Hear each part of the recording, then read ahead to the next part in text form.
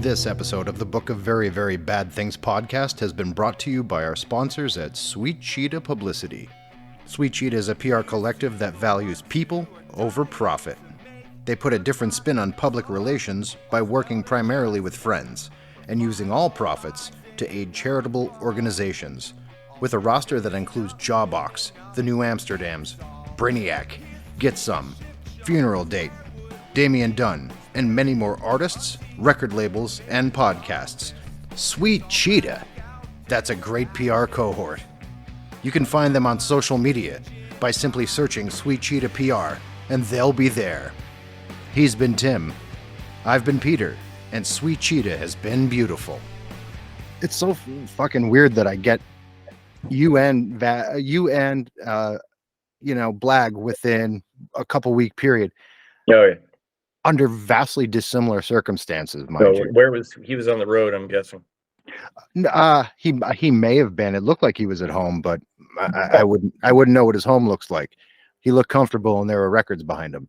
Oh, that's his home. Yeah, that's what we called the Hardtail Hotel. It's the old Dwarves house. It's a lot of disturbing things happen in that house.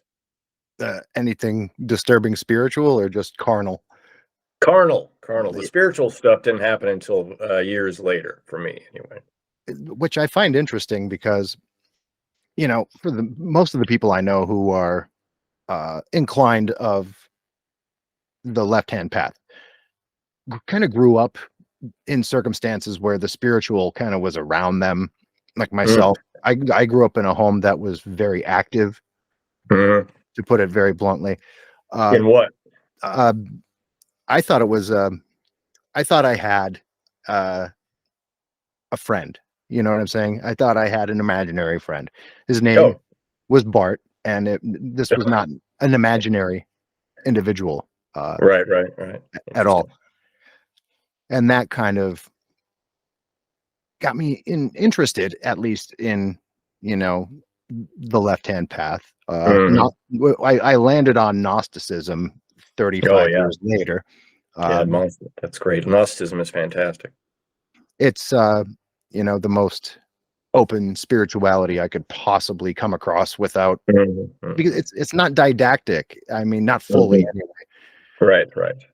Unless you're following like the Valentinians or any different schools, but to me, Gnosticism is as free as you're going to get. Even when I joined the Church of Satan in 1994, it was a different beast back then. You could be into Gnosticism and still be in the Church of Satan, and there's sure.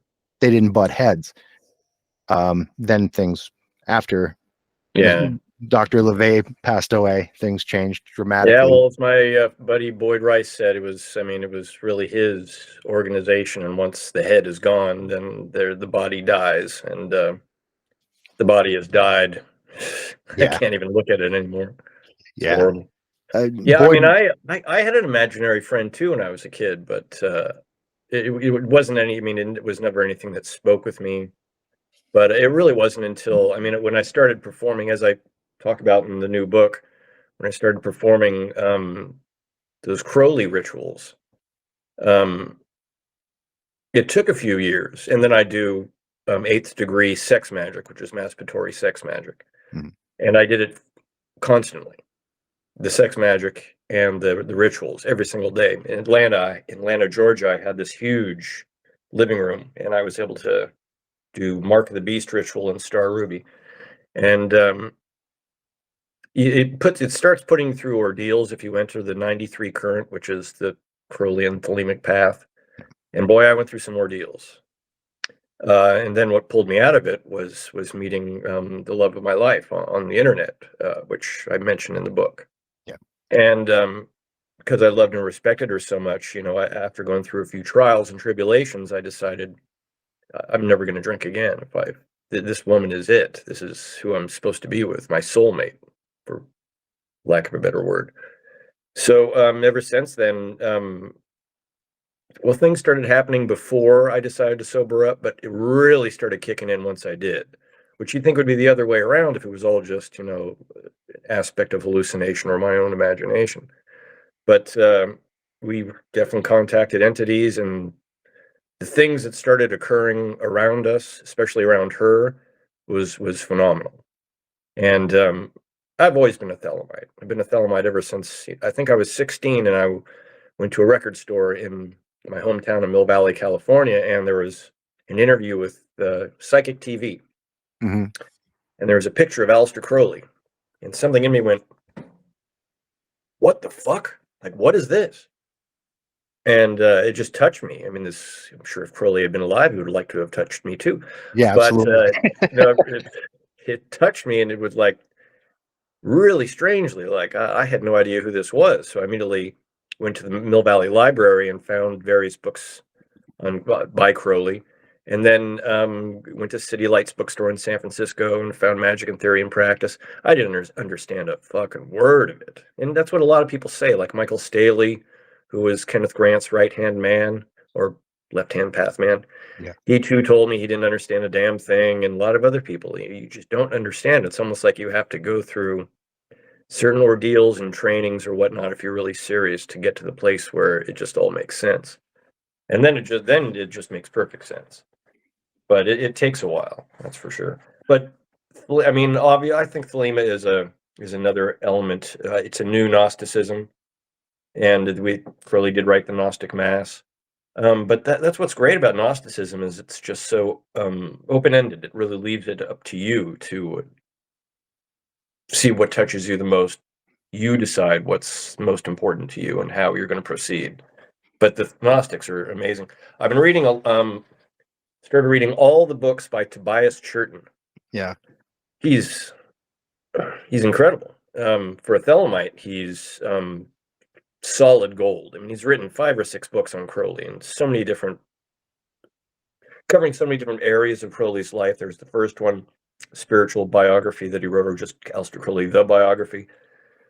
And that goes through the overall look of Crowley's life and his work. But then he's got all these other books, which are amazing. But I can't, for some reason, I can't really dive into somebody unless I read one thing by them that really touches me. And I read The Gnostic Philosophy. Mm-hmm. Amazing book. Absolutely. If you haven't read it yet. That was my first. That was my first one, actually. Oh yeah, no, it's just fantastic. I started that.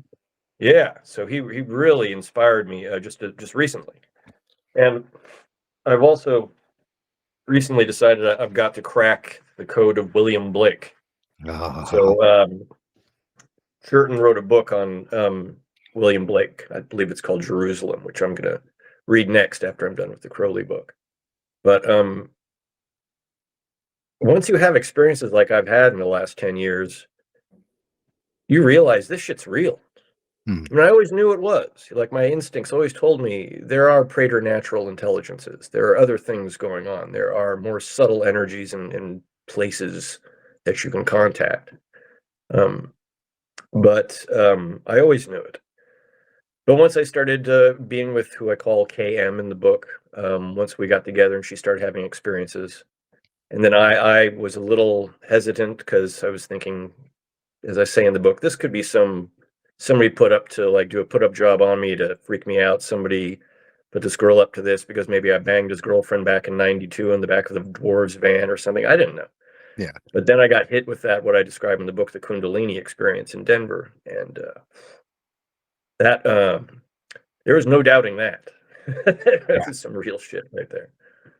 And ever since then, it's I haven't questioned it for a second. I know that these things exist, and it's been phenomenal. Because what's so great is it confirmed all of my instincts and intuition ever since I was 16. Yeah, and I think that's where a lot of us we find it in our youth. I mean, I became obsessed with Crowley when I was probably 12. Just coming across different books that my father had because he was into strange stuff too.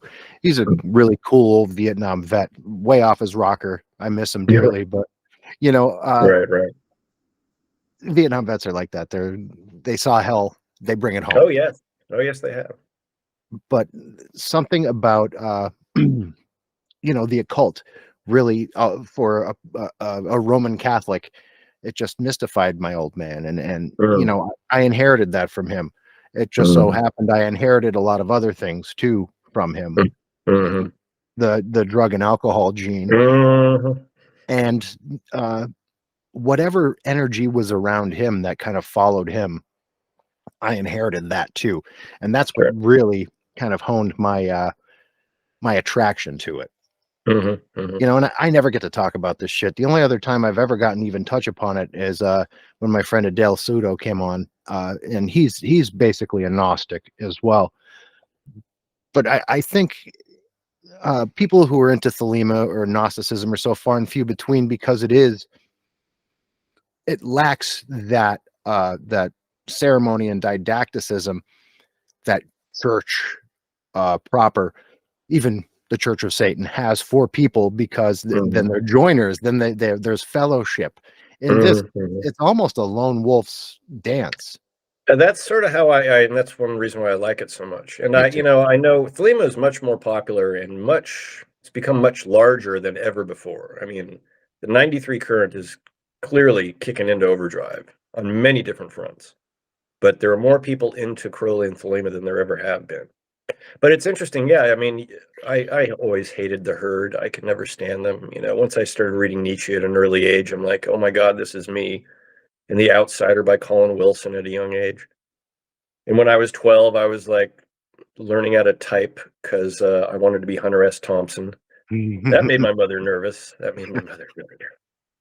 But it's it's such a process that it's taken me into places like over the last couple of years, I've delved deeply into Buddhism, like deep into it, and to the point where I almost just rejected Thelema. But I realized what I was doing. I had the "do what thou wilt" thing down, no problem. It was the love under law. Love is the law, love under will.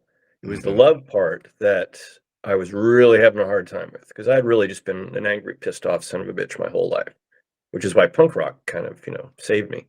Yeah. But I had to go deep into Buddhism for the last 2 or 3 years to try and touch that love part, the compassion, the love. And I've just always been such a misanthrope. Boyd Rice certainly helped, open that up for me at an early age. Well, in my 20s when he came out with Music Martinis and Misanthropy.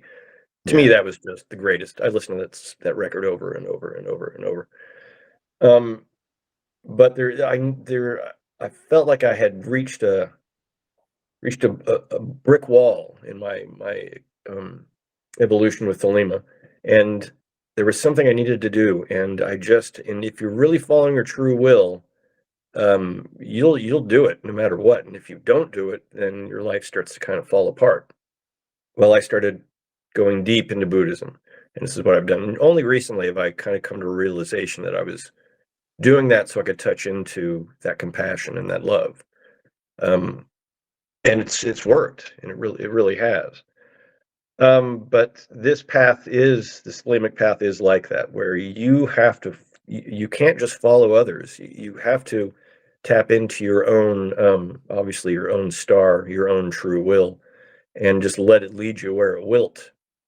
And Buddhism was the one thing that Crowley went through it before he had contact with Iwas, and he ended up rejecting it because obviously the Book of the Law came along. But he couldn't get to that place to meet his holy guardian angel or to receive the Book of the Law until he had reduced his ego enough, which he did through Buddhism, I believe, to get there so he could actually accommodate all of those things.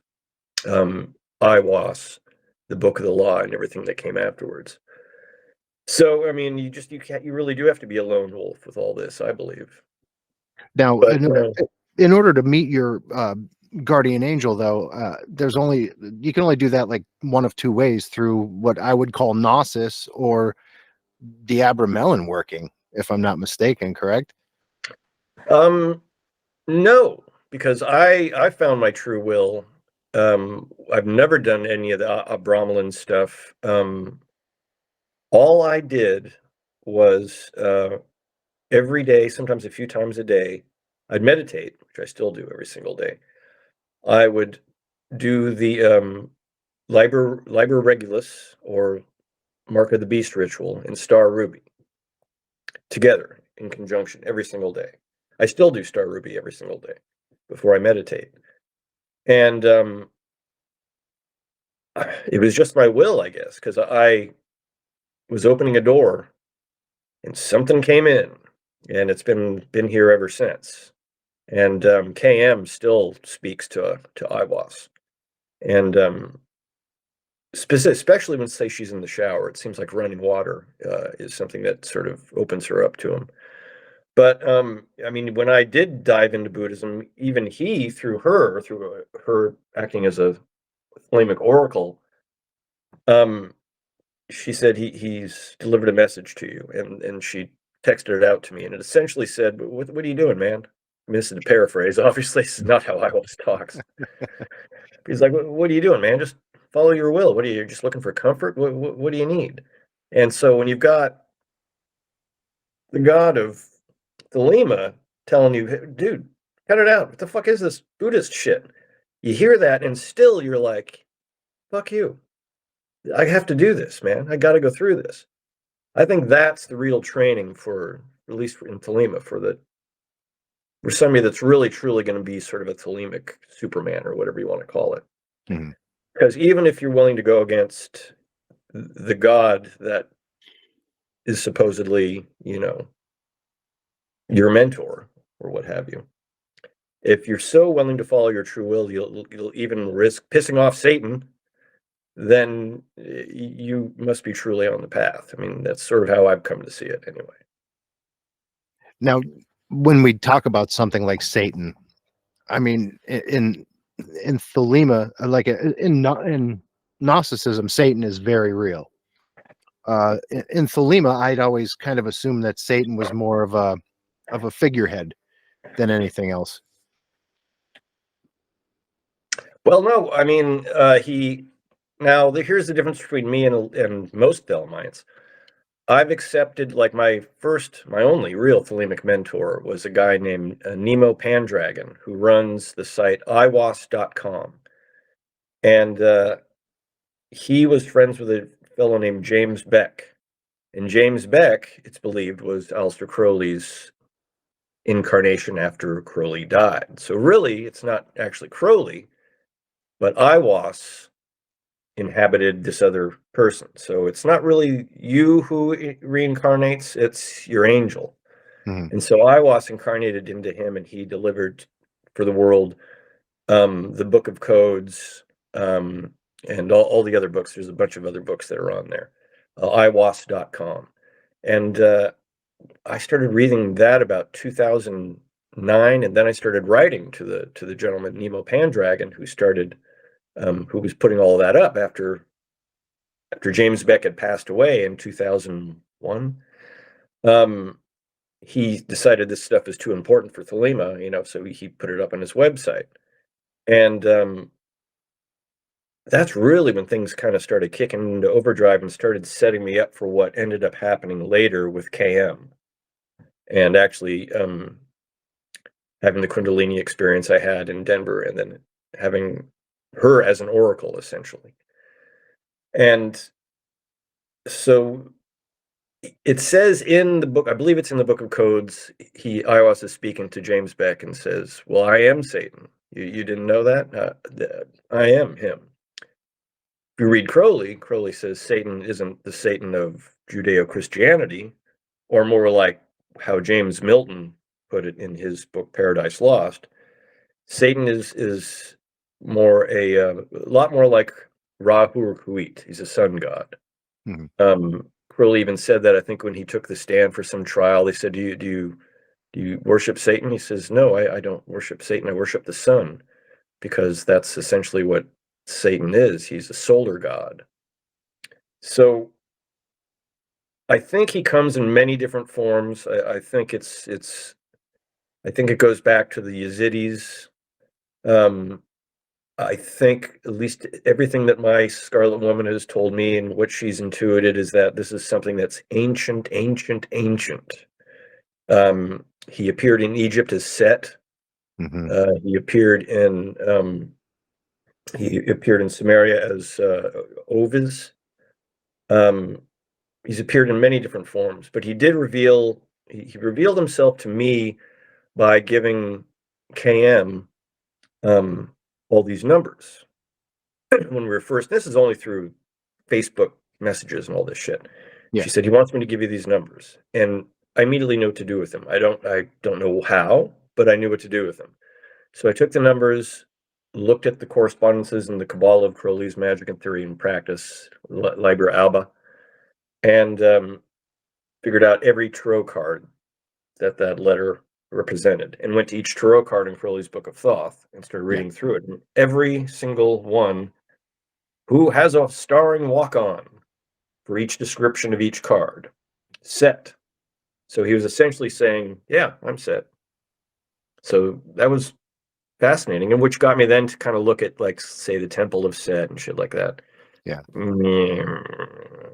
I know. Temple of Set never impressed me. No. Yeah. But it's kind of always been Thelema, and then having read all of Kenneth Grant's books, in the early 90s, I was spending hundreds of dollars for those fucking things. Whereas now you can get them on the internet, and Michael Staley and Caroline Weiss are, putting them out in paperback. God, I would have loved that back in the day. Yeah. But just obsessed with Kenneth Grant. Just read all of his books, just over, even though I didn't understand a goddamn thing. I just read them over and over.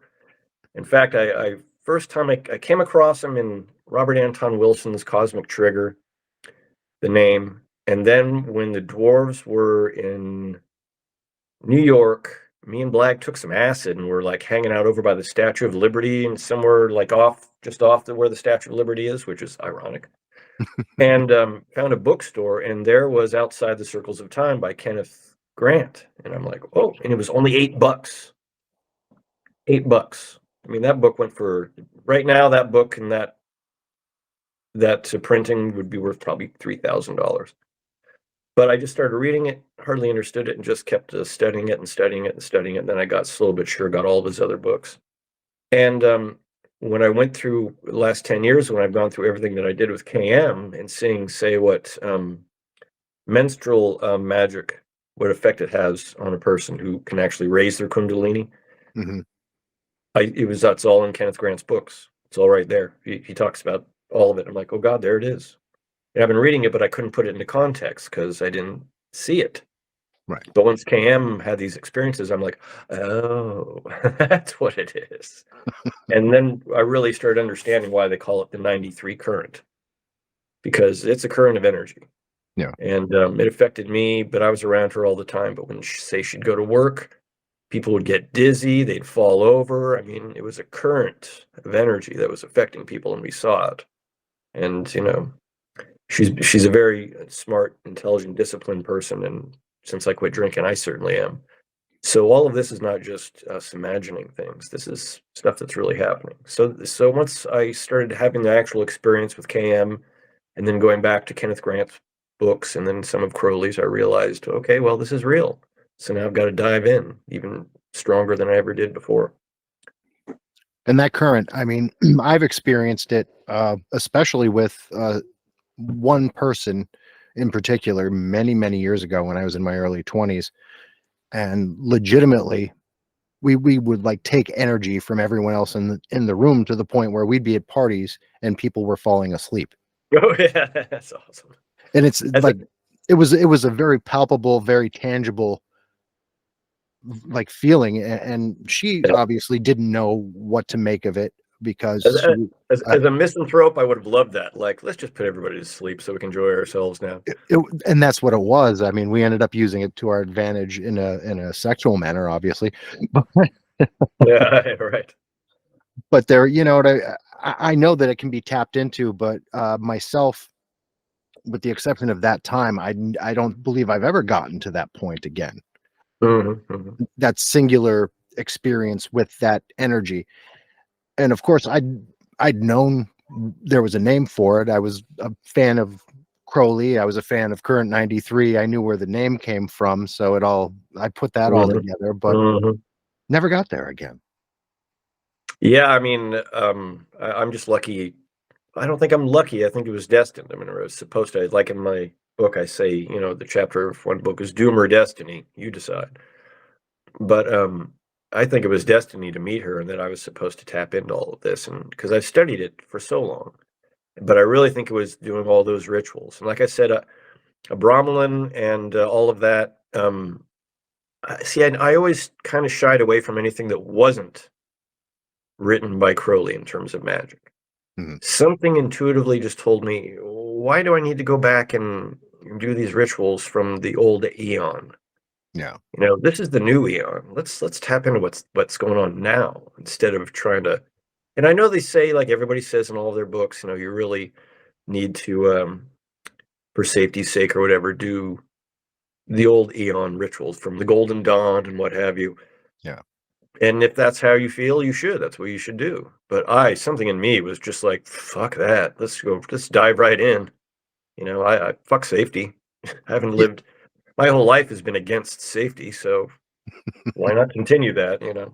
And you've had this knack for collecting or making alliances with some of the most interesting and luminary people like that I've ever experienced in my lifetime. Mm-hmm. Peter Sotos, Mm-hmm. Boyd Rice, these people Mm-hmm. that like I greatly admire and respect. And you just found them by happenstance. Am I correct in assuming that? In a sense, I mean, Boyd, I met when he and Hellfire Club were on tour together in San Francisco in '96. And Wendy, who I worked with on Neither World, and she also helped me on Chthonic Force, my noise band. Yep.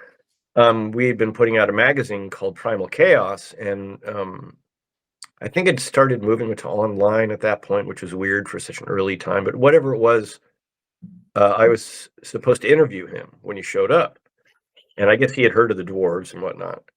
Um, but yeah, so when he was there, when they showed up at the Trocadero Transfer in San Francisco, I went down and met him, and had my girlfriend at the time take pictures of us. I think that's in the book somewhere. Yeah. And I took pictures, and then I did the interview, and we must have talked. I mean, we just talked. We got drunk and talked for hours and hours, and it just started a friendship. And then the Dwarves. I think the Dwarves were in a down period. We're trying to be the Black Dahlia band. It's a horrible idea. But maybe us being away for a while got us to be more popular. So when the Dwarves came back with the greatest record we ever made, I think, Young and Good Looking, Oh yeah. then we just started hitting the road nonstop. And every time I was in Denver, I knew if I we played a show in Denver, and I knew if I go down to the Lion's Lair, which is a place Boyd used to frequent, I know I'm going to find him tonight, 'cause I think it was a Friday. Sure enough, I walk in, and there he is at his booth. He's spinning records and doing all this shit.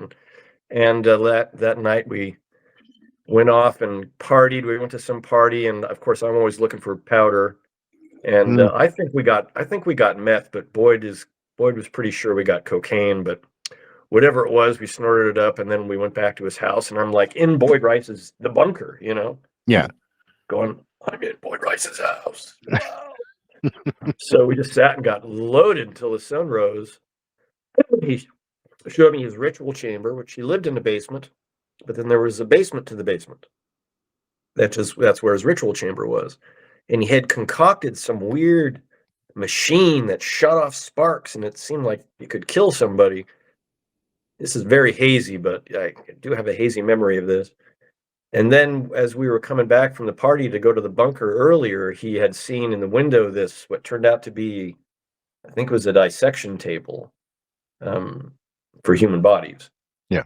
And he thought it was just an S&M table, but I think it turned out to be a dissection table with big buckets underneath.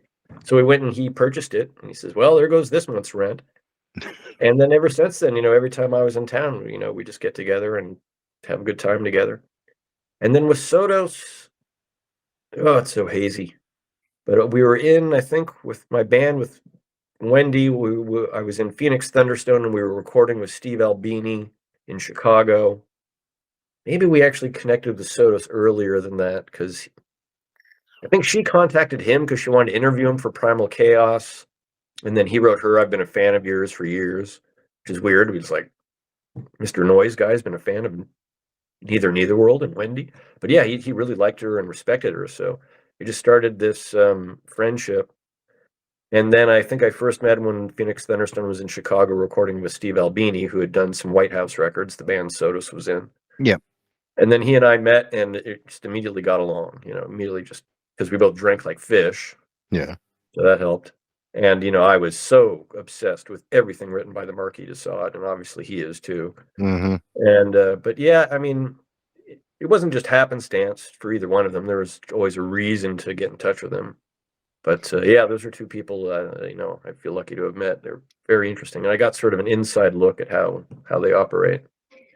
And those are two people I've gotten shit for, respecting their work.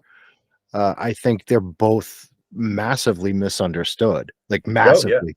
Oh, especially Peter. Especially Peter, because Yeah. like people have challenged me on this, like, no, he's a child molester. I'm like, No, he's not. Obviously he's fucking not, because No. if you look at the way he posits his stance, especially when it comes to that book that was written by the Moors murderer, Ian Brady. Ian Brady, right. He has a vehement disgust for the man, and he doesn't like hold back. Like no punches pulled. He's basically saying this man makes me sick. Yeah. And he hated that book. He and I argued about it because I was like, this book is great. He's like, oh God, give me a break. That old queen doesn't know what the hell he's doing. And I'm like, I think it's a great book, man. It's, well, you're an idiot. So I'd be like, okay, fuck you.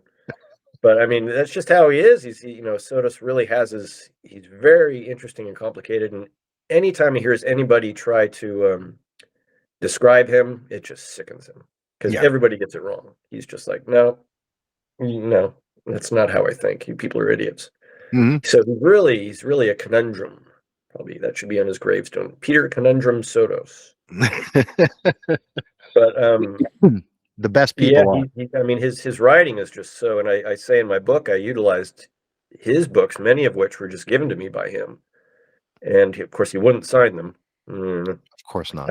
I think he signed one, Selfish Little, because I threatened to come to his house and shoot him if he didn't. But the way he just gets him, I use those books to get myself into a very twisted frame of mind, so that I could write the prose for one of my books, Chthonic Prose and Theory. Yeah. And so I was just doing a steady diet of alcohol, Marquis de Sade and Peter Sodos, and holy hell, did it work. Yeah. But he's so, I mean, it ain't pornography, it ain't light reading, but the way he manages sentences and attacks paragraphs, and the way it's just a really interesting writer. I mean, I don't even know who the hell you can compare him to. I'd almost want to say William S. Burroughs, but that doesn't even cut it. No. To me, it's Jean like Genet, maybe. I have no idea. Maybe I would actually liken it to the way he attacked music with White House, and especially with that record that he did with Albini. Mm-hmm, mm-hmm. Oh yeah, what was that called?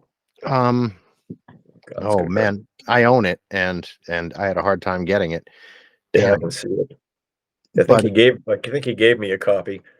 God knows where it is now. Yeah, that's a hard listen too. But Chthonic Force has that same vibe. But like, I used to make noise music myself, and every time I would be creating these, I don't like to call them collages, because there was more intent there than just a sonic collage. But I would get into a frame of mind making this music that was very almost like despairing. Mm-hmm, mm-hmm. Oh, sure. And I often wondered, like, when you were creating music with Chthonic Force, did that have the same sort of effect on you? It wasn't despairing. No, it was more like kind of predatory triumphant or something. Because I was a solid Nietzschean, a solid Sadian, with a whole bunch of, with the influence of Boyd Rice and Midas Wright thrown in for good measure. So I coined a phrase years ago, the decadent overman, because Nietzsche's whole philosophy was Ubermensch. Against, the Ubermensch, but against decadence, which would be, say, represented by Baudelaire, or anybody that engaged in their senses too much. Like Nietzsche liked you to be more stoic, like nail it down. But then he also admitted that he was a decadent himself because of all of his illnesses and whatnot. Mm-hmm. So I liked, I always thought of myself as sort of a decadent overman. And, but the decadent part was just reveling in all of the, you know, the alcohol, the drugs, the sex. Oh my God, the sex. Mm-hmm. And, but reveling in it, not despairing. So despairing was really far from my mind. It was much more about celebrating in a very dark sort of way. Right. Yeah. To me, especially with like all of your music has its own special something, but Chthonic Force to me, I think smacked the most of not knowing you, but getting closer, like the closest I could to possibly knowing what sort of person you were through that at that time period. Anyway. Yeah. There's some interesting, like I think on the Gotha Daemon, because Boyd and I were working together on Dagobah's Revenge Mm-hmm. and exploring the fallen angels, which meant reading the Bible, which my mother was an atheist. I never read the fucking Bible. So I decided to read the Bible. And that Old Testament, boy, whoo, I mean, that's like Jewish, the Iliad, it's like, wow, there's some violence in there. Oh, yeah.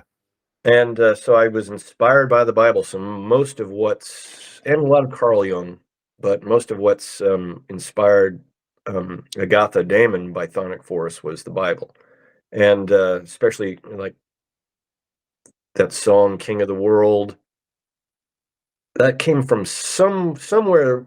Boyd and Tracy and I were researching the idea of the King of the World, this sort of Uberman who's taken over, and he was reading a lot of L.A. Waddell and Sumerian hieroglyphs or steles, and it was just a lot of crazy stuff floating around at the time. But kind of the track underlining, which was strange for me, having been a Thelemite my whole life, was studying the Bible and getting inspired by it.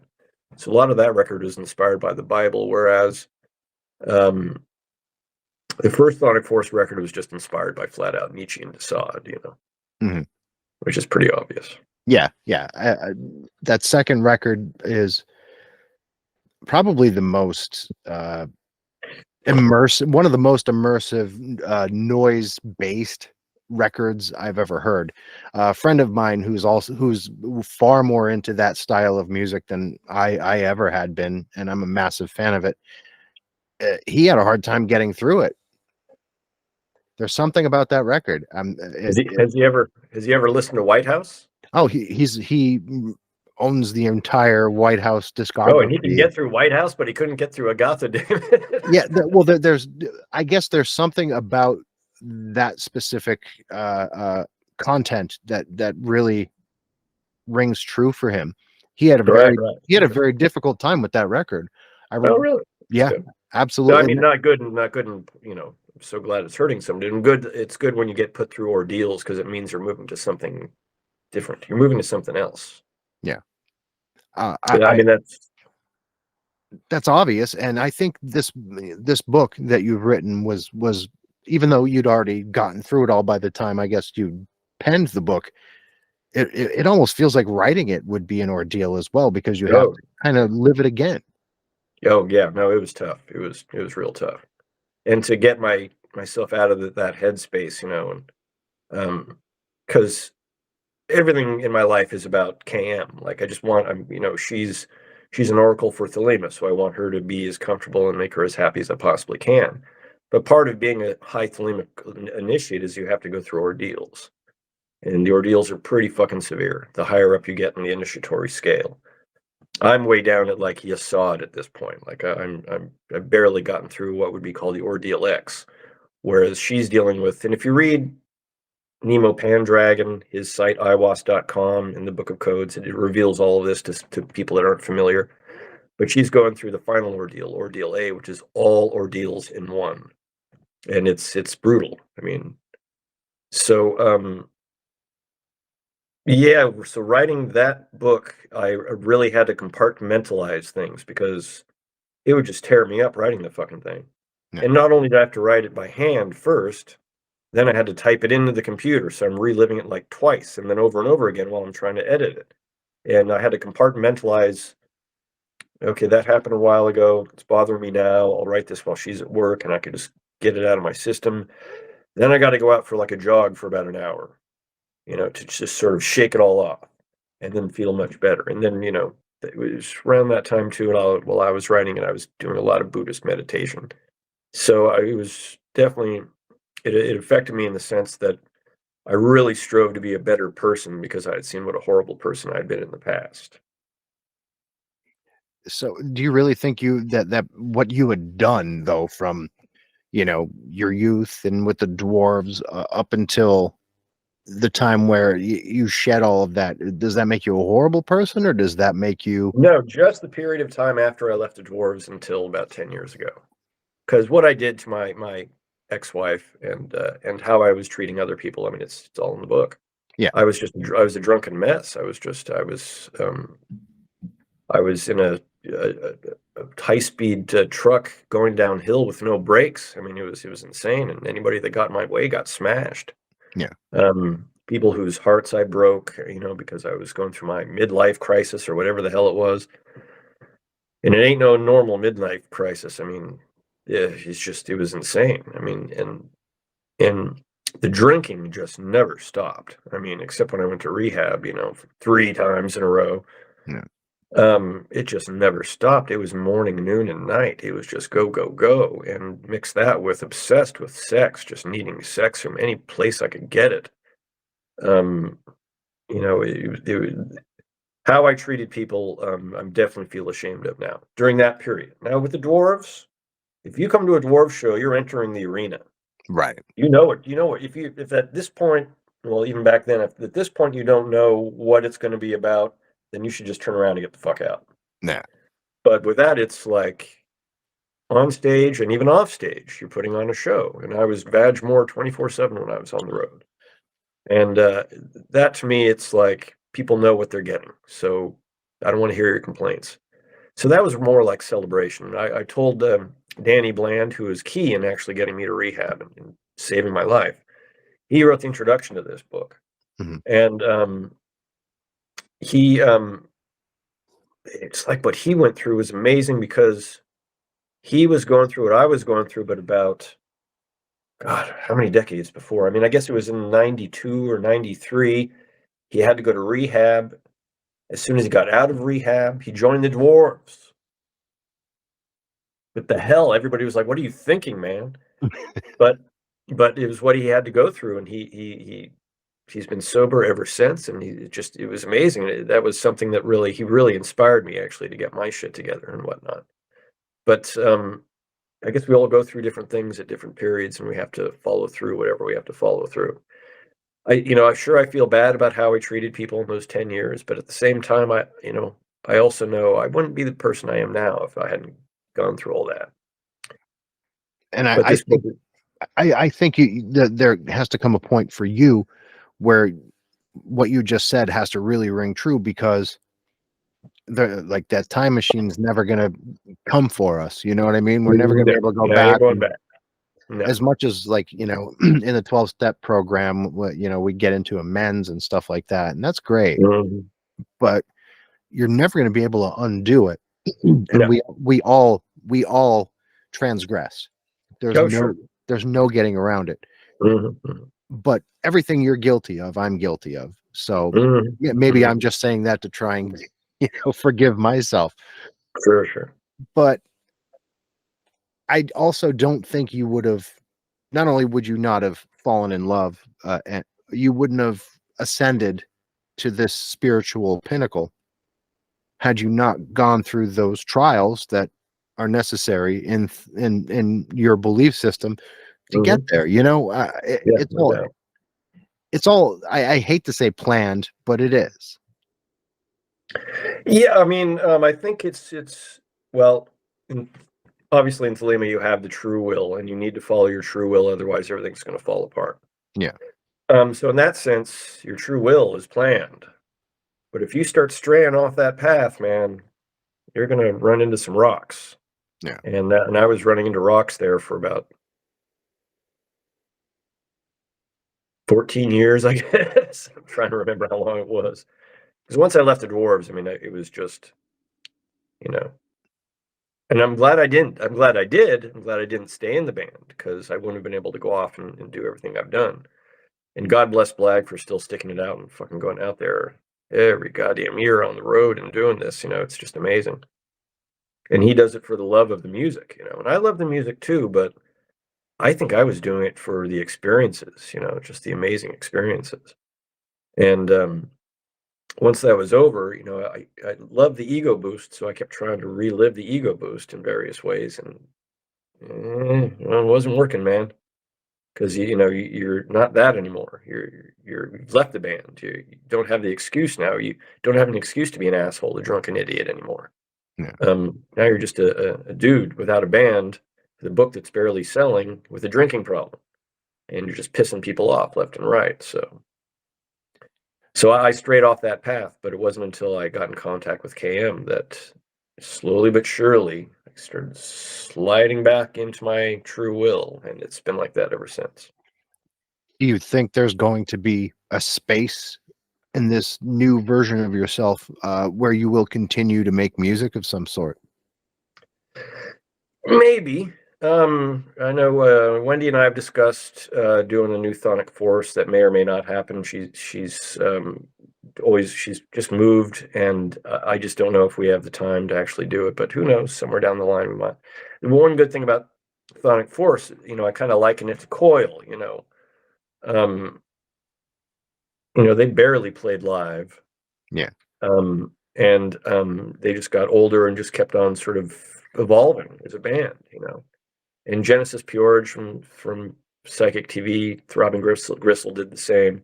So I feel like, as opposed to a rock band, there's no pressure to like put out a record, hit the road, go back home, rehearse, write songs, put out a record, hit the road, go back. There's no pressure like that. But the band like Chthonic Force, just put it out whenever the hell I feel like it. That's how Boyd Rice has been running Non for his entire life.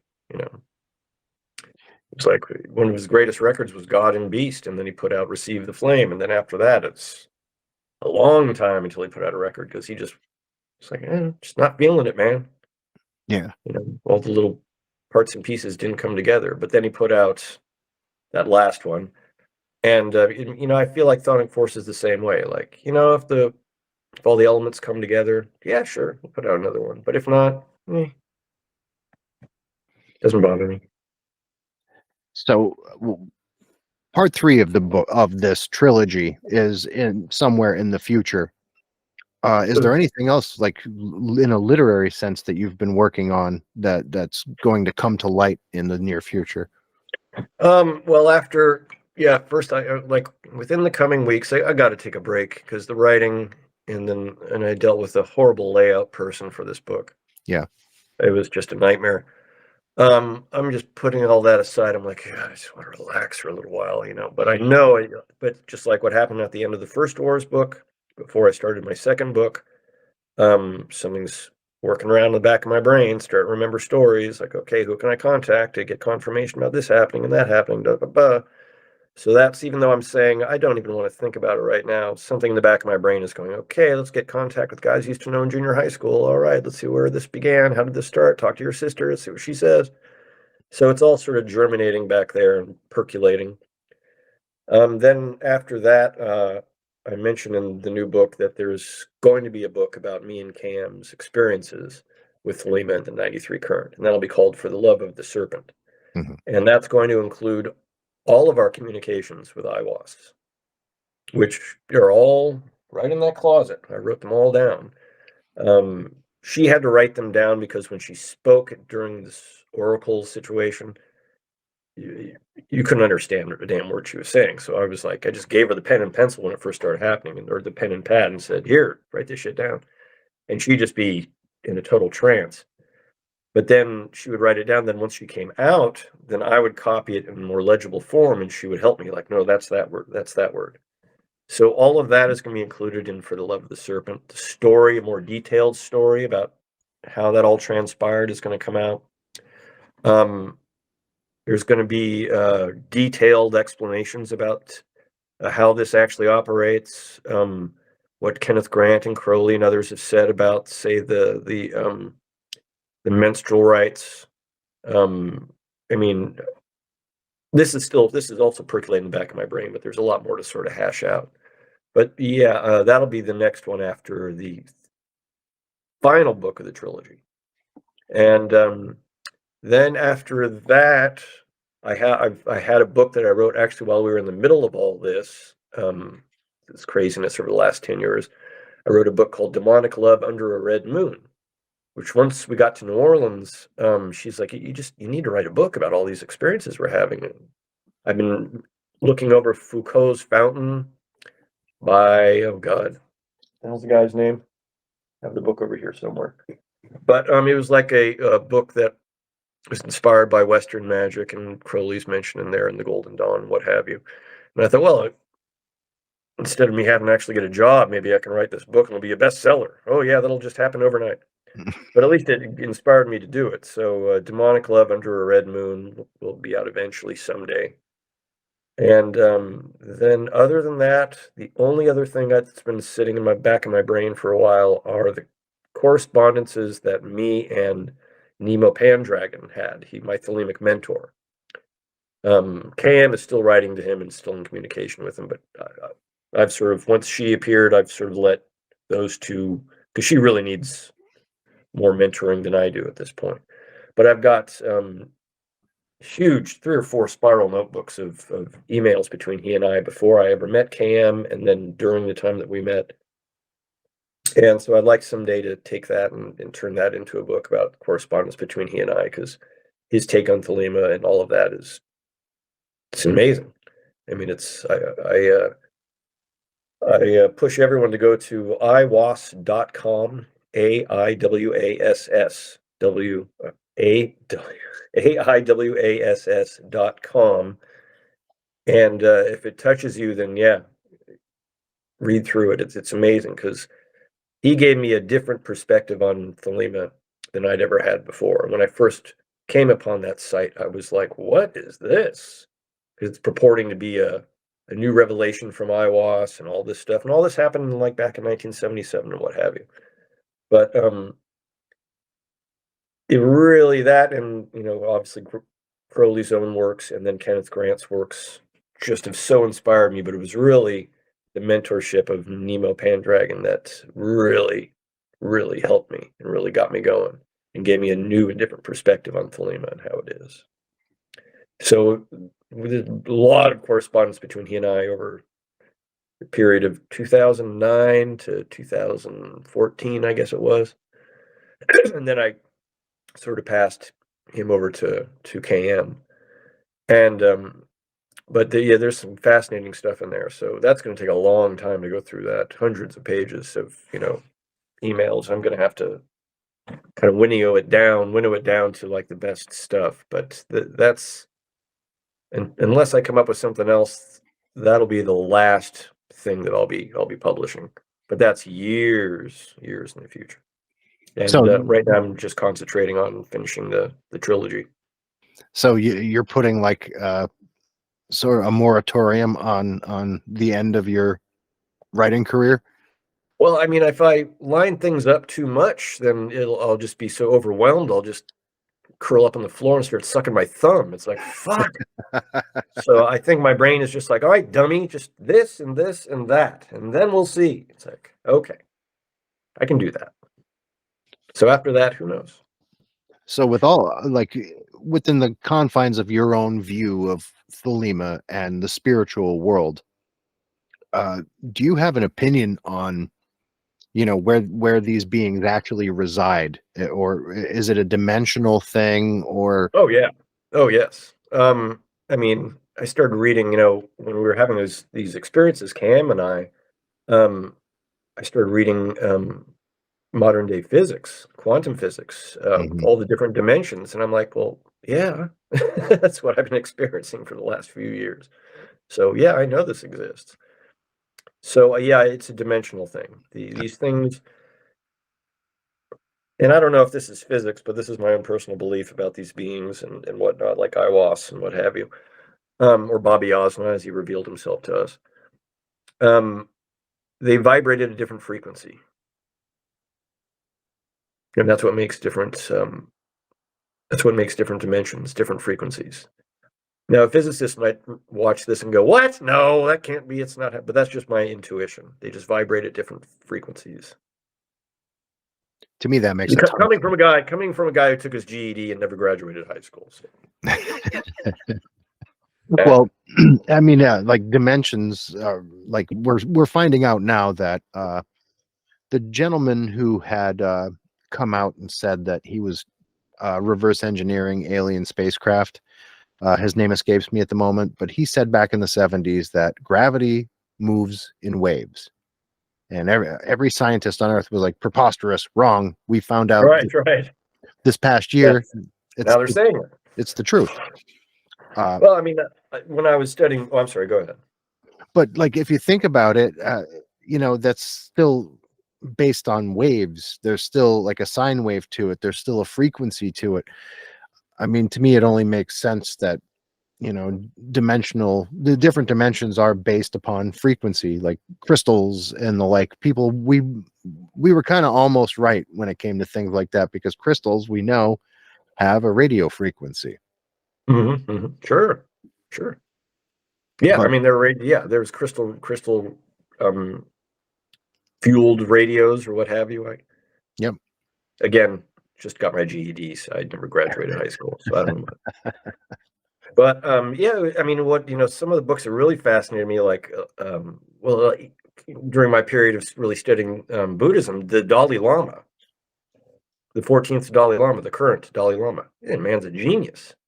I mean, you see him on TV, and he seems like such a smiley dope, hi, but man, you read his books, and this guy is mind as sharp as like a razor blade. And he really dedicated a lot of his time to writing books about the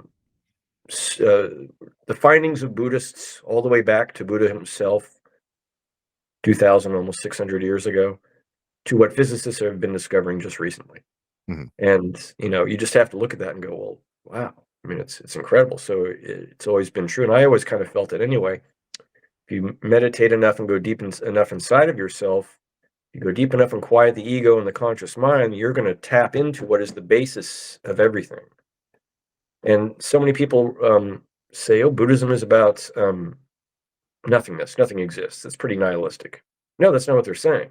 No. They're saying is everything is based on dependent origination. What does that mean? It means that everything is dependent on everything else. Everything. There's no independent self. There's no independent matter. There's no independent nothing. Everything is connected and based on something else for its origination. And nothing ever begins and nothing ever ends. And the Dalai Lama really harped on that a lot in so many of these books about, physics and Buddhism. And it's just always been something that sort of stuck with me. Now, physicists will say some worlds do collapse, but then they balloon and bubble out to a new universe. So really, it's never ending. No. This one might be ending, but then this one bubbles out to a whole new universe. So, that's something. While I was reading the Dalai Lama's books on physics, I was just constantly reminded of Aleister Crowley. The method of science, what does he say? The method of science, the something of religion. I can't remember. I'm getting old and senile. But Crowley always emphasized during all of this, experiencing all of this magic in these higher states of consciousness, he emphasized how important it is to utilize science to understand it. And he believed that as our experiences in the spirituality grows, our understanding of physics will increase as well.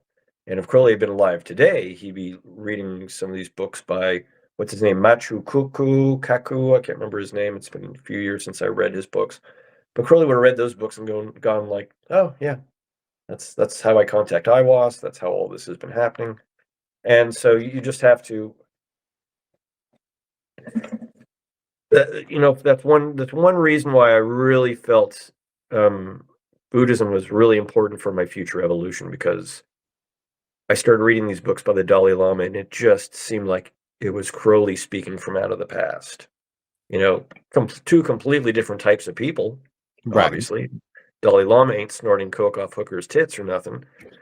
But the way they would tap into things and the way they would confront the truth was very similar. And it was just really, really fascinating to me because I had always been adamantly against Buddhism my whole life. I was like, fuck that. Even one time when the Dwarves were recording Thank Heaven for Little Girls in Madison, Wisconsin. I remember we saw some Buddhists walking down the street, and I just started yelling, "God damn Buddhists!" And I was going to go over and start hitting them. I thought it was hilarious because a part of me was like, "Who would be angry at Buddhists?" But I decided I was going to be. They're the most loving people in the world. But I was like, "I'll kill you, you fucking goddamn Buddhist! Nirvana this!" So I'd always been adamantly opposed, but also respecting it, and seeing the ridiculousness of somebody being mad at a Buddhist. Yeah. But something in me just started telling me I have to start utilizing this to understand, compassion and love. Because if every man and every woman is a star, you should have some compassion for each one of those people, no matter who they are. And so that was bashing up against my many years of misanthropy and many years of Nietzschean elitism and whatnot. But it was something that just had to be done. But I've just found, I'm not rejecting anything anymore. Like I no longer, for my spiritual path, there's no longer anything that I won't dive into, because if it feels right, if I resonate to it, and if it feels like something I need to do at this particular time for my evolution, then that's what I'm going to do. So it's really sort of opened up the world for me in a lot of ways, more than ever before. It's interesting. It's pretty amazing to me that someone who could have mined the depths so fully, like, and truly gone to what is the most bottom of bottoms uh when it concerns the human spirit and the human body, uh to be completely lifted back up out of it and have that mindset at the end of it, always fascinating to me. It's fantastic because, you know going through that much, even like having been to rehab and things like that, that still breaks people. That still puts people in a place where, like, okay, yeah, I'm sober, I'm here, now what? Right. For you, there was never the now what. It's just, I Yeah. have to be sober because I'm going here. Yeah. There was a Yeah. trajectory that was always in your purview. Yeah. And that's the incredible part. I think that's the part that, if you're going to glean anything from this book, I would think it would be that you know the goal wasn't just to become sober, to shed yourself of dependence, but truly uh, trying to attain something Hmm. more enlightened and more at one with what the universe has for us. Yeah, and what I utilized initially was Nietzsche, and obviously Thelema has been with me since I was, like I said, 16. Maybe it was even younger, but I think I was 16. But something in me just knew you have to ascend, man. There's more to do. Wherever you are now, it's limiting. You gotta go someplace unlimited. And Nietzsche really helped me when I got sober, which, so many people were like, "Oh, you really should be reading the Bible or the big book or whatever." Even when I was at rehab, I was reading, Walter Kaufman's Portable Nietzsche and making notes, on the side with a pencil and just like concentrating on this, like, I'm going to make myself a Nietzschean overman, God damn it, even if it kills me. And that's really what saved me, because I started imposing intense self-discipline on myself. And I still do it today, just not with as much, not with as much insanity, I guess. But I guess I had to have that kind of insanity because I had come from a place of just no discipline, and maybe not necessarily true, because even in my worst states, I was still performing rituals and doing all that stuff, and jogging for that matter. Um, but once I put down the bottle and Cam and I got together and moved in together in New Orleans, it was just, yeah, it was like a trajectory to, I have an ideal in my head, the Nietzschean overman. That's what I'm going to be. And it worked great. It got me in a place where now it's like without even thinking about it, I jog every day. I have in my backyard, I've turned into a jogging track. I mean, it's God, it's fantastic. Um, but then also there's the spiritual. It's not just about, being a bodily overman. It's about tapping into something higher. So there's your Crowley. And then through all of that, I still felt like I was blocking myself from various things. So then I ingested a whole lot of Buddhism and started following that. And then I realized I had the will down, just not the love. And I've got that down pretty well. So right now I'm just in a place where I think we talked about, Tobias Churton. Yeah. His books are phenomenal. So I'm really sort of, ingesting everything that he's written. And I feel like I'm a born again Thelemite. It's really sort of interesting. Like I'm back into it. It's just for the last few years of being Mr. Buddhism, I now feel like, I'm born again as, disciple of Satan or whatever. And but there's always something, one thing I loved about Buddhism for all those years, and when I get into something, maybe you've noticed, I go in whole hog. Yeah. I mean, I dive right the fuck in. So when I dove into Buddhism, I dove into it deep and constant. At work, I've got all these Buddhist books on my phone. At home, I'm studying constantly. And the one thing I loved so much about embracing all that was there's got to be trillions of books on Buddhism out there. And I mean, there must be trillions. You No, can't yeah. ever run out. I could be doing this for the rest of my life and I'll still read new books that I never saw before. Thank you to the internet and these PDF downloads and whatnot. But it's phenomenal. And so when I dug into it, I really dug in deep and just, just overload on all of it so much. And now I feel like, I don't know where it's going to lead, but now I feel like the next overload for me is going to be William Blake. I really want to dive into him and understand his system. I always felt like there's something, and I know, I've already done it, but when I write these books, like especially this trilogy, I kind of go away and it just sort of comes out. Yeah. And when I'm writing now, my ego seems to go away, and sometimes I kind of wake up at the end of it. I'm like, what did I just write? Like I recently wrote a little bit for a Dwarves release that's coming out pretty soon. I won't say much about it because they haven't announced it yet. But I Yeah. wrote a little bit, and I kind of went into a trance when I wrote this thing. And then when I came out of it, I'm like, oh, that's quite good.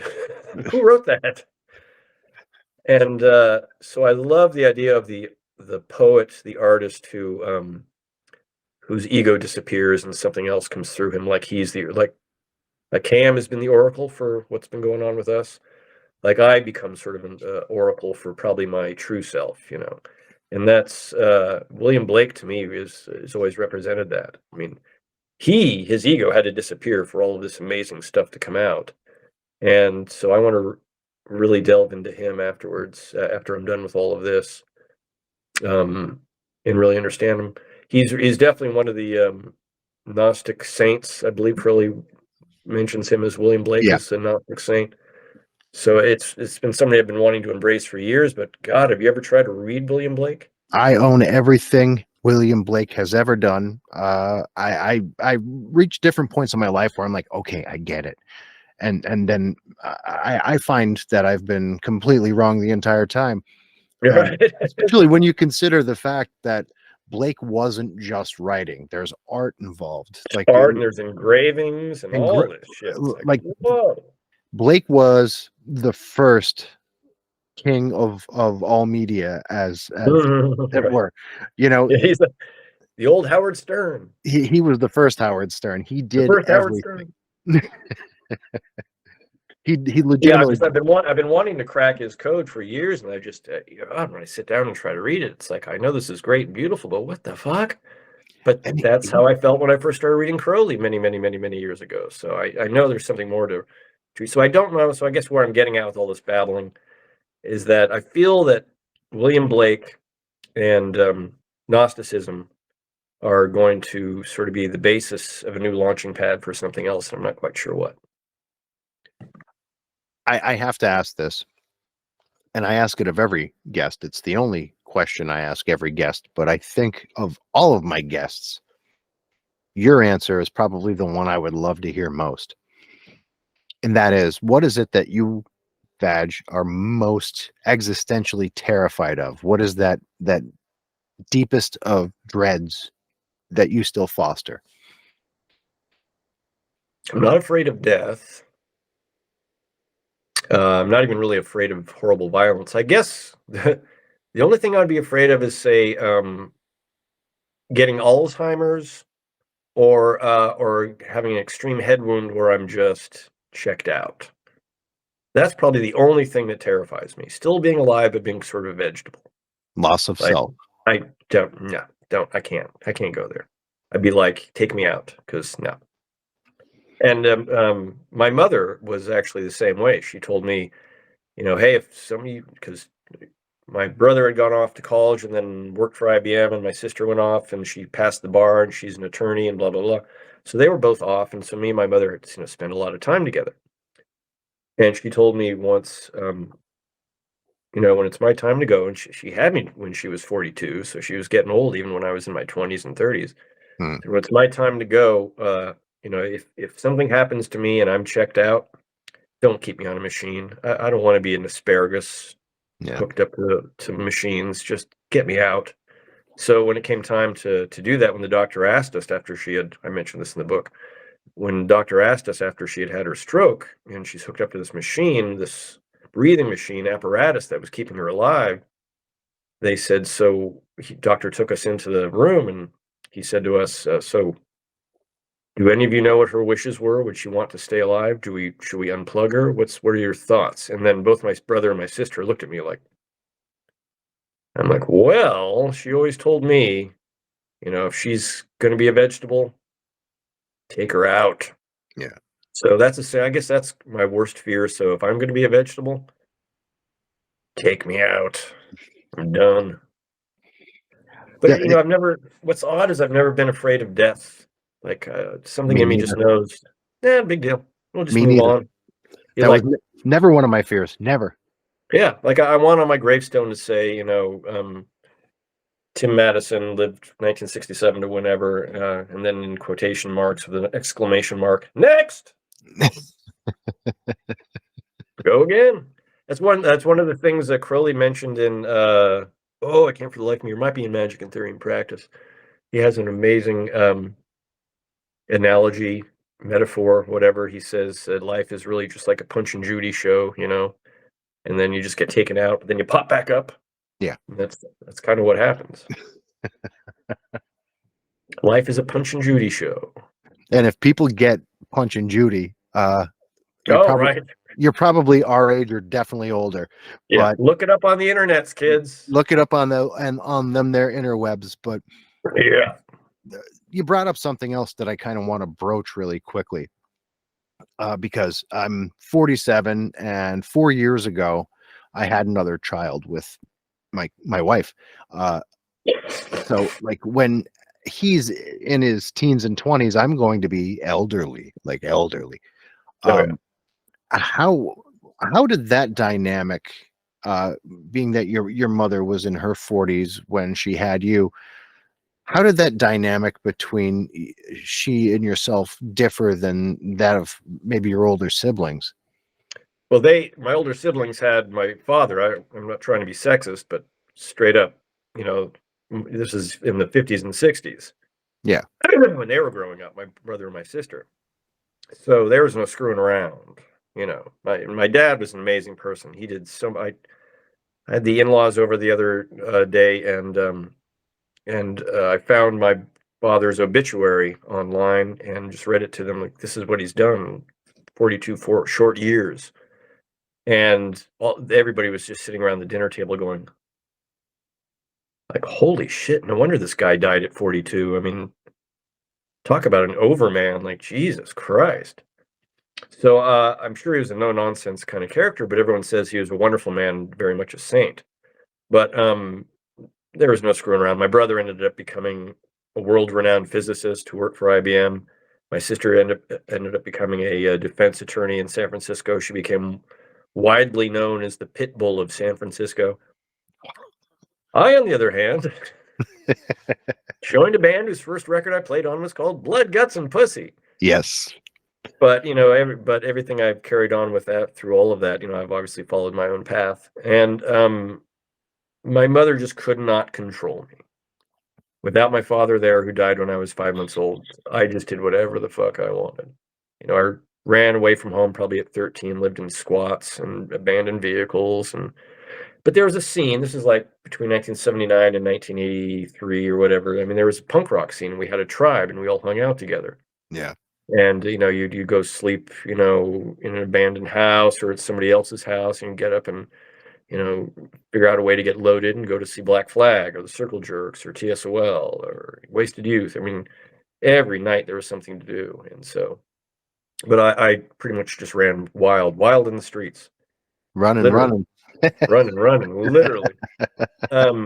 But then, you know, I guess I just started slowing down and various things happened that just sort of turned my mind around. And then I became a lot more introspective. And then I tried going to college for a time, you know, and I had played in bands when I was younger.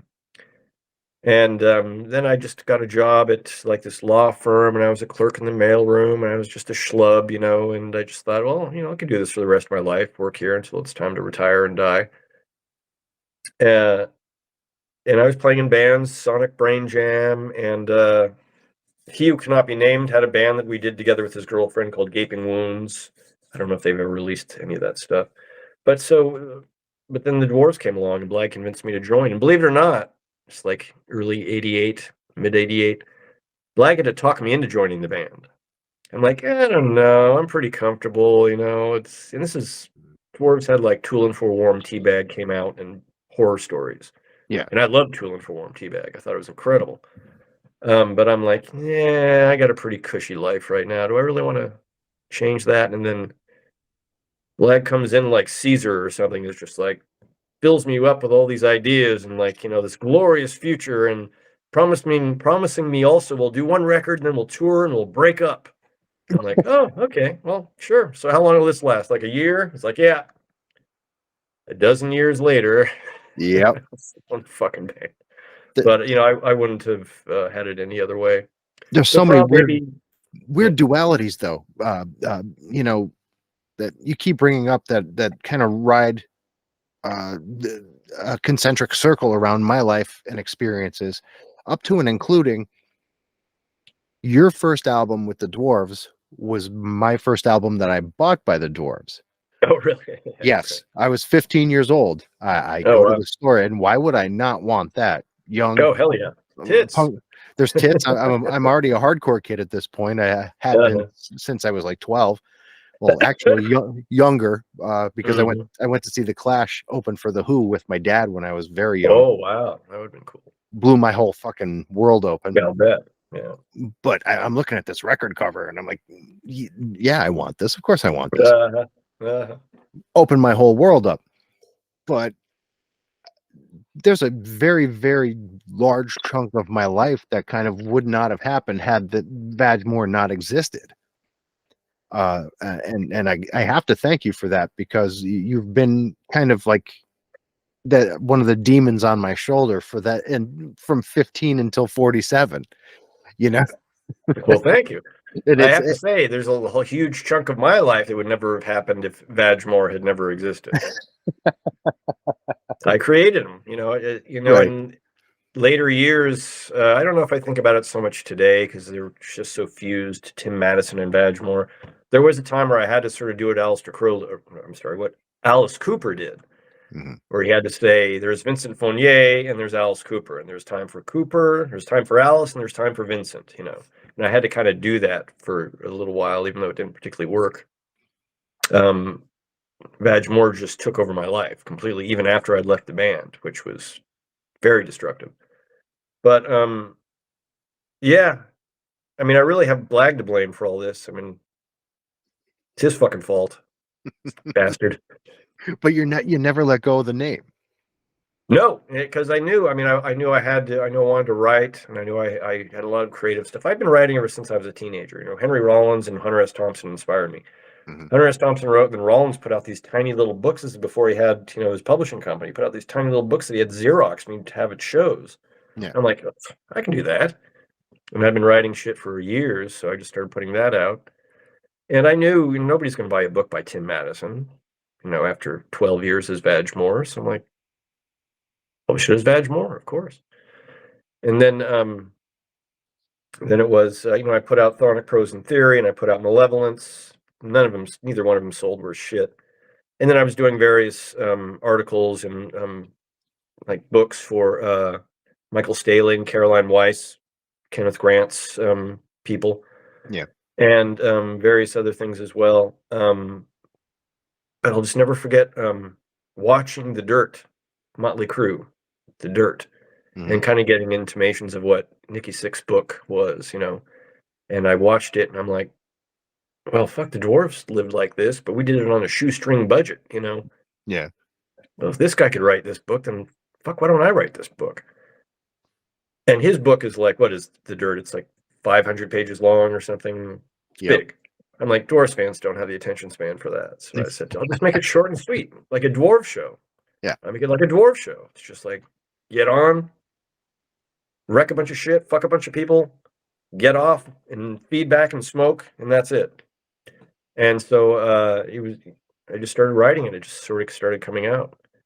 But yeah, I mean, Vadge Moore has been sort of a curse and a blessing, both at the same time, so many strange ways. Now, much more of a blessing. Like, I'm really glad I had that experience and glad of what I've made out of that name. When people think, and if you know who Vadge Moore is, people that think about Vadge Moore, a lot of things pop up. No. And yeah, and I'm really glad now that you can see all the crazy degeneracy, all the insane libertinism. But then what emerges out of all that, out of the phoenix rises, and what emerges out of it is somebody with, a lot of discipline, strength, love, and higher, and yearning for something higher. And that's sort of what I've always done, just yearning for something higher. And that takes courage to chase. I don't Yeah. care who you are or what it is, what version of enlightenment you're chasing. To come out and actually tell the world, okay, this is what I'm after, and here's how I'm about to do it. Most people, like, they're going to look at you like, they probably looked at Jesus 2,000 years ago, 2,000, like, just real. Okay, really, Are you comparing Vadge Moore to Jesus? It's still a spiritual journey, is it not? You're going to hell, son. If I'm going to hell, I'm in phenomenal company. There you go. That's what I always thought. We'll be there with everybody, including William Blake. Well, that's the first person I'm looking for. Right. But yeah, I mean, there's just, as long as I can remember, it might have really kicked in when I first saw that picture of Aleister Crowley in that magazine with Psychic TV. But something just kicked in. But even before that, I was obsessed with Hunter S. Thompson, and I wanted to write like him. I started writing like him when I was only 11 or 12. It's crazy. But and then I guess it was really when punk rock came out, when I first got Nevermind the Bollocks by the Sex Pistols. That's when it first sort of hit on me, that because I've been really into Kiss for many, many years. I wanted to be Peter Criss, and I wanted to be a drummer, and I became a drummer and did all this. But it wasn't until the Sex Pistols record came out and I listened to it that I'm like, I can do this. Like, this isn't just, I'm not just going to be a fanboy of Paul Stanley and Gene Simmons, Ace Frehley, and Peter Criss for the rest of my life. I can become Paul Stanley, Gene Simmons, Ace Frehley, and Peter Criss. Yeah. And that's sort of what the Sex Pistols opened up for me, and it's like, oh shit, I can do this. And so I guess even back then I was always striving. There's just always been something in me that's pushing me forward. I don't know what the hell it is. Sometimes I wish I could just be a schlub sitting on the sofa getting fat and watching reruns of Family Ties or something, but I just can't do it. Well, that's the thing. I mean, like, you had the same thing I did. When you were a kid, you had that imaginary friend deal. You claim yours didn't speak to you where mine did. But in all actuality, that could possibly have been a harbinger of things to come. I mean, I stand by this. We're born into this somehow. You Mm-hmm. don't just end up on the path. Something Mm-hmm. happens right at the outset that kind of pushes Oh, you sure. in that direction. Yep. My opinion is it was that. But I didn't live your life. I don't know what your experience was as a small child with an imaginary friend. Most of the time it's born of boredom, right? Or Yeah. isolation. Yeah, I think it was more boredom and isolation. I don't really recall there really being somebody there.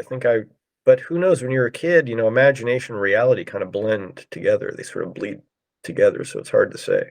Well, we yeah, But we don't realize it's not real until someone disabuses us of the notion that it is not. mhm. You know what I'm saying? Right, right. Like I have vivid memories of having, and this is going to sound strange, but I've known many people who've had the same vivid memory of having the ability to walk up and down stairs without my feet. Just Mhm, mhm. hover down, hover up. Oh, yeah.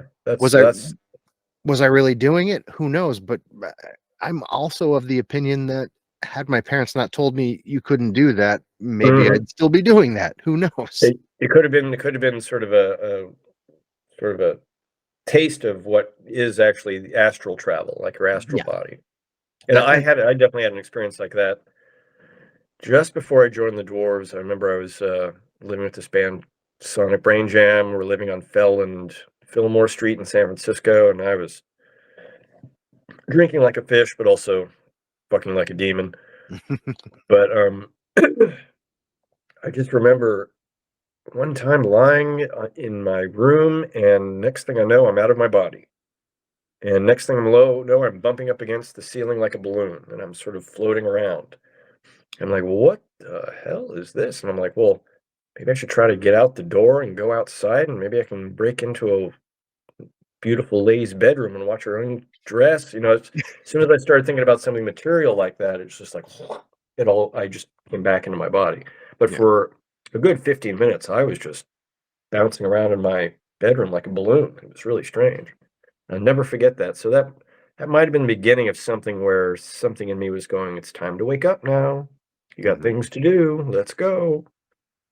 Uh, But and and that's the thing that which tethers us to reality most, I think, is really what is the biggest hindrance to us, because this is really the least of all that there is. I mean, I'm not saying quit your job and just go no. and exist in a room and meditate, because you're not going to get anywhere that way. But Mhm, mhm.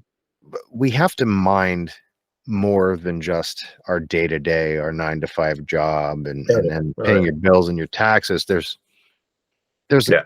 so many other levels to our existence that are Oh, yeah. there for the taking, Yeah, and yeah.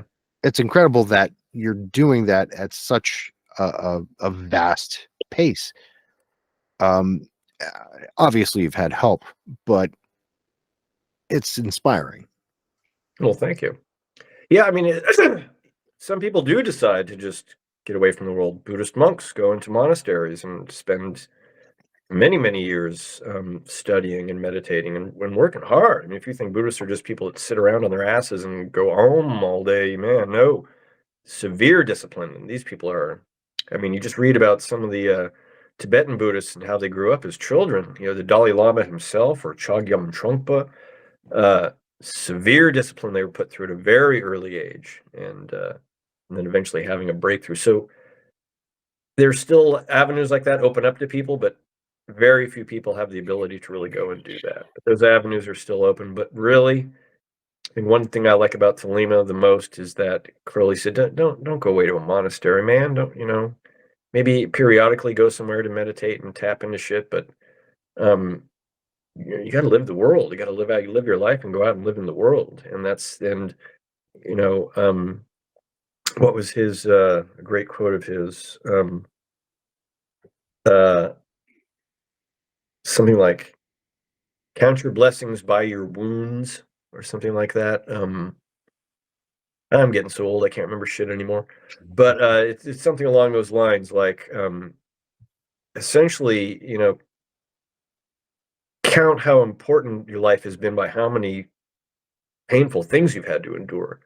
And you're not going to experience those things unless you go out and try to live.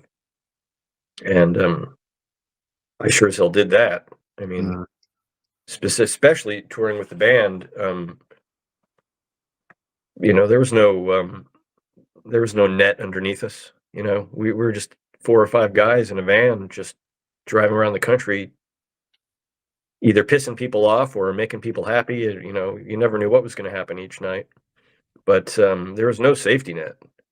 Um, so anything could have happened out there. And, you know, Black still has the scars from, you know, what he's had to endure as the front man for a band like this. You know, his knees are in bad shape. He's gone to hell and back, and here he is still fucking doing it. Yeah. I mean, I respect that a lot. That's, you know, I couldn't do it. I was done. Of course, he didn't drink as much as I did, or at all, really. Yeah, well, But which would probably surprise a lot of people, but you know, yeah, you were the kind of the totem of that band for a very long time. I mean, they they wrote a song about it.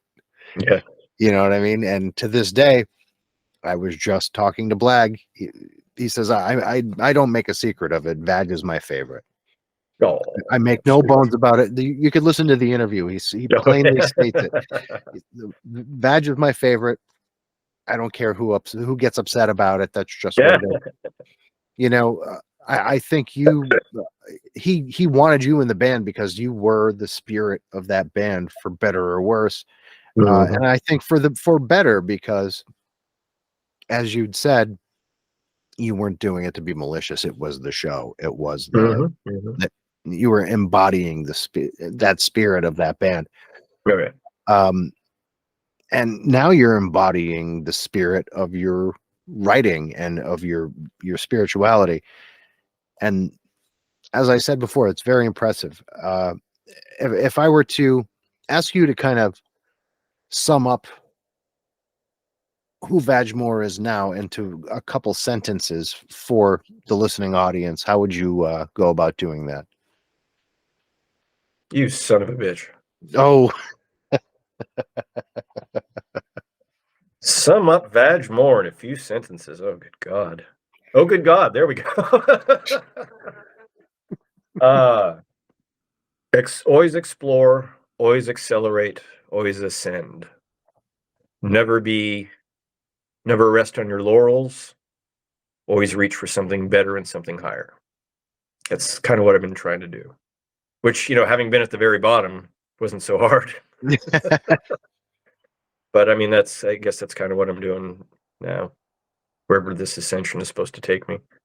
Which, you know,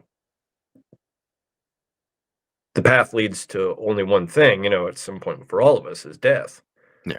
But as we covered, I'm not afraid of death in any way, shape, or form. I just know I'm just going to move on to the next life. So, and start the journey all over again. So to me, that's fantastic.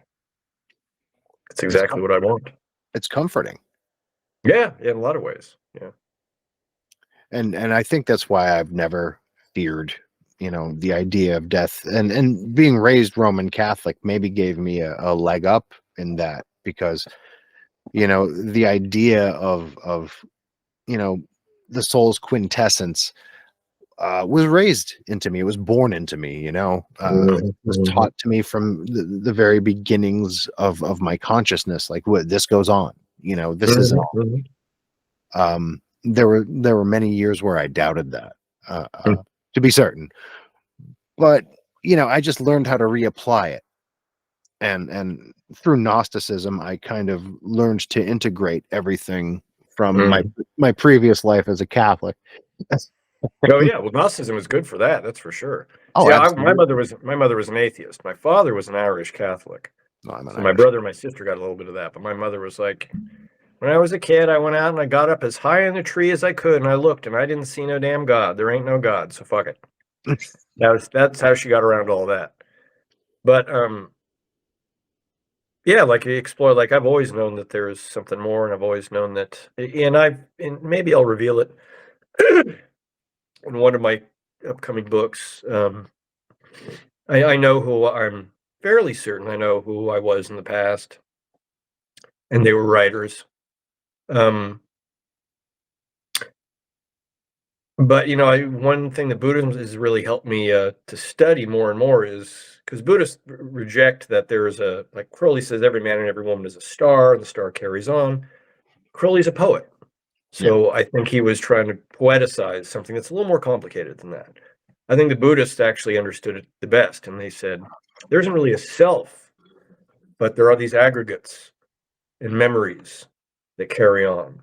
It's not really you, because there's no actual self or ego, but these aggregates of memory and whatnot, and aggregates of behavior and thought do carry on. And to me, that's just a much more it's much more insightful and complicated than just that we're a ball of light, and one light gets done with this body, and then this light drops into another body.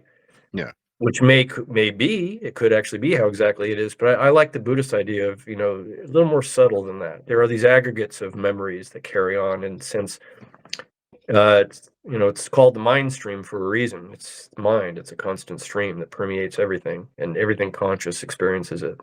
So, yeah, I mean, I think I've remembered a few aggregates from the past, and I certainly hope I remember, the aggregates I've accumulated in this life, and I probably will, and just probably carry on with what I'm doing now into the next one. So that'll be interesting. Well, that's how enlightenment works. But yeah, wherever the hell that leads me. Right. Hopefully I don't have to drink like a fish anymore, or snort enough blood to kill a horse. Hopefully I got that out of the way. I don't have to do that anymore. Well, if Dharma is to be believed, or karma actually is to be believed, you certainly won't have to. But I hope not, for your soul's sake, for certain. Me too. Jesus. God, just fuck the soul, just the body itself. Right. How the hell did this? I don't know how the hell this thing made it through it. You were supposed to. That's the only way I could sum it up. I don't know how I got through, over 15 years of opioid and heroin dependency without blowing my liver and teeth. I still have all my teeth. Oh yeah, that's amazing. I was meant to chew food and be alive. Right. Yeah. See, I didn't like the slow down. I like to go fast. Well, but I loved the alcohol. So that's why cocaine really just came in, because I wanted to stay awake to drink more and hit on more women and have more sex and go more crazy. Yeah. Because it's like, I guess it was very childish, because when you're a child, you don't want to go to bed. You want to stay up with the adults and see what happens. Yeah. So in my 20s and 30s, I don't want to go to bed. I want to stay up and see what happens and make shit happen. Cocaine was, as soon as you start nodding out because you've had way too much vodka and whiskey, you just snort a few lines and boom, let's go. Yep. So it was very childlike in that sense, like, let's go play with the adults. See, I was wired differently. Heroin and opioids made me go fast. Oh, really? Oh, yeah. Some people have told me that. That's weird. Yeah. They're the worst. They're the worst opioid addicts. Yeah. I just never. I tried. Remember one time, and this will be in the final book. Me and my friends who were living in vans and had our own moving company in San Francisco in the mid 80s. We used to go around. We lived in the truck that we used as a moving van, and we used to go around finding abandoned vans and getting the engines to work and just taking them. We started compiling like an army of vans, And one time, I was in a band called the Test Subjects, and my bass player, Michael Kingsley, otherwise known as Michaelholic, he found like a huge ball of heroin or black tar. Yeah, this is the only drug I don't know much about. So we ended up smoking some of that and just hanging out, and oh my God, it felt great. But that's as close to anything like heroin or opiates like that I've ever got to. Yeah, it was never my drug. Yeah, sadly, that was my first love. Yeah. Yeah. But all these places that we send ourselves to, it's a yearning for something other, I think. Oh yeah. You know, we're either trying to escape what's here or we're trying to find what's there. And I think both equal the same thing. And once you realize that you're not going to get it in a prepackaged pill, Mhm. powder, or what have you, Mhm. the better off you are. Right. But we never figure that out because we're frail. Yeah. And Well, I mean, I had some pretty phenomenal spiritual experiences on certain psychedelics. well, Like that's once, different. yeah, I mean, once on acid, having been raised an atheist, I never thought anything about Jesus, but I had some sort of weird bodily vision of which I realize now is sort of a vision of Christ, like the Gnostic Christ, Hmm. not the church's Christ, the Yeah. Gnostic version. And then years later, high out of my mind on psychedelic mushrooms, which my girlfriend at the time was selling. Uh, she would turn into this tea. Oh my God, this tea would just. And we were in Humboldt to go buy some more stuff for her business, and uh, high out of my mind, and I just remembered on this mushroom tea, and just remembered looking at this little trickling of water that was going down right by us, this little creek, and I was just stream, mind stream, mind stream. It's all a mind stream. We're all in a mind stream. And then I looked at her and I realized you and I have been together in the past. Our mind streams have crossed. We've done this before Mhm. together. And she was like, whatever, man. But she was having her own thing that she was going through. But I just recognized that, like, so that when I started reading in Buddhism about the mind stream, I was like, oh, I've had a vision of that. I've understood that. And then when I was reading Gnosticism about sort of a bodily vision of Christ, where I actually it was like I put myself on the cross in this acid trip when I must have been 18, 19. I can't even remember. And then when I read those texts later, I realized what experience I was having, and that was brought on by psychedelics, which are just amazing. But you can't, if you then go and start taking LSD every goddamn day because you want to relive that experience, you're just going to burn yourself out. Yeah. So, it was gradual, but then as, I started getting older and got rid of the alcohol and the drugs and started meditating, all those experiences started coming back to me, and I realized what had happened. And I'm like, "Oh, I was just tapping into all that stuff." Yeah. And like William Blake says, all religions are one. So it makes sense that, within one lifetime, I can have this Buddhist vision of the mind stream and the Christ vision. And at the same time be a Thelemite, so-called Satanist. So, Right. go figure. Well, and this is neither here nor there. Do you have a thing with owls at all? Yeah, I do. I like them, and we used to have some hooting out in front of my mom's house, and I used to love them. The owls in Twin Peaks. I love Twin Peaks. When it first came out, there was Oh these yeah. owls in Twin Peaks that are really cool, and it's like, oh, owls are cool, man. And Mhm. I know the Native American Indians have a whole sort of myth and whatnot about the owls. So yeah, I mean, I always found them fascinating. I can't say I've ever had any experiences, spiritual experiences with owls. No, I for some reason owls popped into my head. I'm looking at you. I'm like owls. I don't know why, Owls. but Did an owl get in there's the house? but there is definitely a spiritual connection to owls and whatnot. That was just a very random thing. So Vinny, we're cutting this out when you're editing this. That was just a rando Pete thing to do. But I guess to kind of wrap this up, I've asked you everything I wanted to ask you, but uh, what would you like to tell everyone else outside of just read the book? About me or just anything? Uh, what if you were to be tasked with, like, someone were to ask you like a piece of wisdom, some parting wisdom that you can impart upon people to kind of make their lives a more full and beautiful thing, what would that be? Pretty much how I've lived my life for this whole time. Always follow your instincts, always follow your intuition. The instincts are the animal nature, which is tapped into the world that we live around us, that we live in all around us, and the intuition is something higher. So you follow both. You know, Aleister Crowley had written, and I believe his later incarnation, James Beck, had written, it's the combination of God and beast. It's very important. Boyd Rice put out a record, which has always been my favorite, God and Beast. I mean, something about that whole combination. Nietzsche writes about it in a couple of passages, I think, in Will to Power.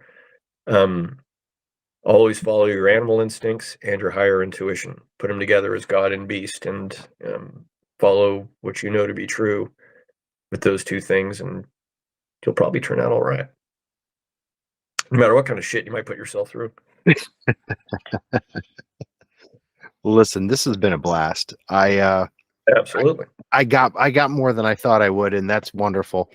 And listen, the next book comes down the pike. I'd love to talk to you again if you'd come on. Absolutely. You know it. Awesome, brother. It was a pleasure to meet you, Vadge. Absolutely. Oh, one more thing. Yeah. Is it okay if I take your great review on Amazon and put it up on my Facebook page? And please. I'll plug the podcast and tell that this is going to be coming up within the next few weeks. But I'll plug the podcast, and that review is fantastic. Thank you. I'm glad you appreciated it. That was I really did.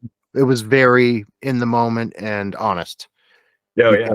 I read it in very, very quick succession. Your writing style is very matter of fact, but there's an art to it because it's not. It's from. I have an English degree. That was always my love. I'd always wanted to be a writer. I always was a writer. I just had it in my head that I had to go to school to be one, which was bullshit. I could have just dropped out and done it. Henry Rollins taught me that that's not the case. I mean, fucking Rollins could do it. Anyone could do it. Right. But, when you'd mentioned it to me, I was like, no one reviewed it yet. Okay. Boom. Awesome. 2 minutes, 15 seconds, maybe. Oh, that's perfect. And I just to wrap up too, writing the first book, My Life with the Dwarves, for anyone that doesn't know, here they are. Mm-hmm. Go buy them. You got to pay for them. My Life with the Dwarves was written pretty rapidly and just all in one shot, pretty much. And there's some things I took out. Iris Berry from Pirate Hostage Press was helping me and did the layout, an amazing layout job she did. Came out pretty easy. This book, I wrote it and I started typing it in, and just something wasn't right. It was just, there wasn't that energy. There wasn't that, I don't know, reaching. There wasn't that acceleration. It wasn't accelerating. I had to rewrite the whole fucking thing. Jesus. Yeah, I had to. Yeah, I mean, I know it's only 123 pages or what have you, but I just read through it and went, this just isn't right. I got to do this over. I got to do this over. And then I just got in the right mindset, and I just sort of simplified everything, and I tried to speak more like I would if I was just speaking to somebody about telling these stories. And then, it just all sort of came out, and then that's what you got. And I definitely wanted it to be like the first book, sort of an acceleration, like a dwarf show. You pick it up right off the bat, you're getting beer spit on you right off the bat. There's going to be maybe a guitar swung at your face, and then at the end, somebody's going to jump off through the drums off the stage and maybe put their penis on your neck. And then there's nothing but feedback and wrecked shit all over. I mean, so I had to have that acceleration. To me, that was really important. And so now I've just got to figure out how the hell I'm going to do the last one and see if I can get it to be just as interesting. I think that's only inevitable at this point. I mean, I hope so. You never know. I mean, you as a writer, you must know. You just never know. It's like either it comes or it doesn't. Right. As long as you let it happen to you. Yeah.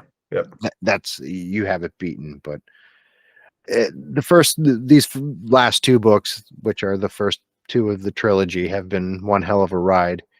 And the lack of verbosity was, I think, the most refreshing part, because you're not spinning a web, you're not telling a tale. It's not fiction. This is as it happened. This is matter of fact, a journalist unto your own life.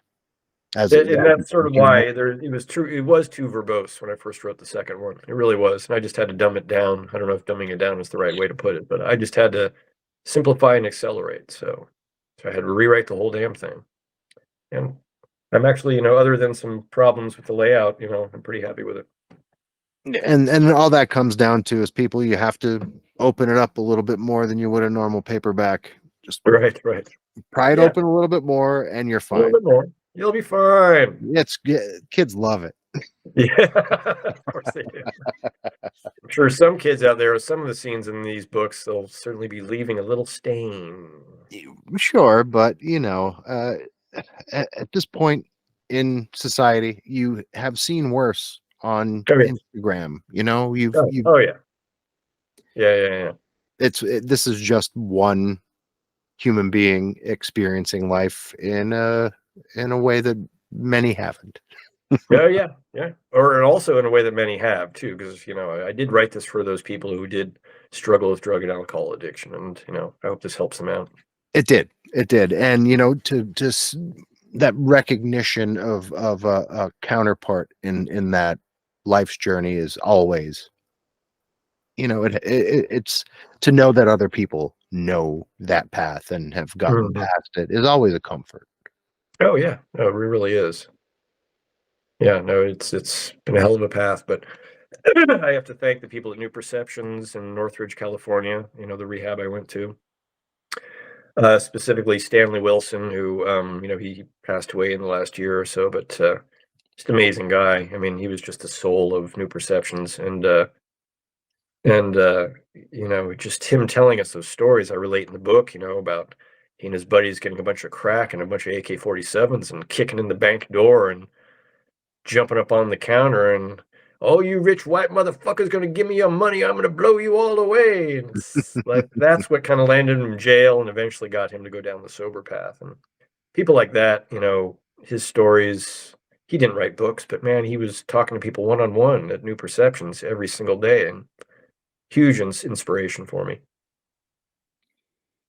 It's an incredible life lesson and journey for people to behold, whether you've been down that path or not. But let's face it, in this day and age, most people have been touched by it, Yeah.